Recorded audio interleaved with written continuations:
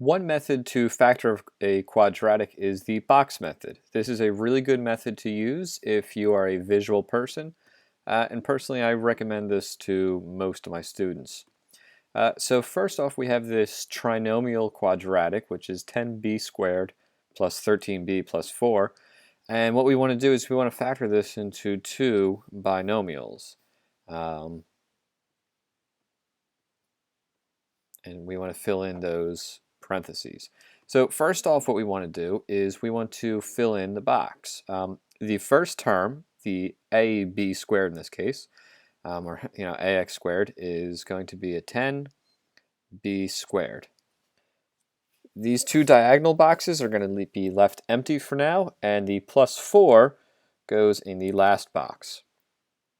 What we do is we find out the product of the first term and the last term. That's going to be 40b squared. And then we look at the factor pairs that can make 40b squared. Well, we have 1 and 40, we have 2 and 20, 3 and nothing, 4 and 10, and finally 5 and 8. We need to look at these factor pairs and see which combination is going to give us two terms that add up to the middle, which is 13b. If we look, 4 plus 10 is going to give us 14, but right here, this 5 and 8, if we add these together and throw b's on them, we get 5b plus 8b, which is 13b.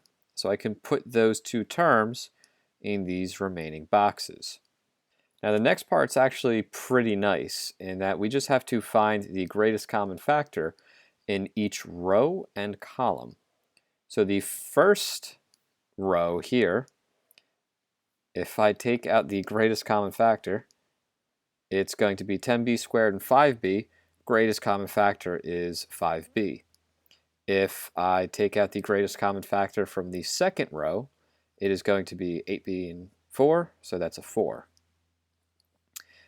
The greatest common factor from the first column is going to be a 2b. And finally, because 5b and 4 are relatively prime, they don't have any common factors among them, it's just going to be a 1. This is actually our final answer. If we look here, we have a 5b and a positive 4. So we do 5b plus 4. And then we have a 2b and a 1. So we do 2b plus 1. That is our final answer. So this has been factoring using the box method.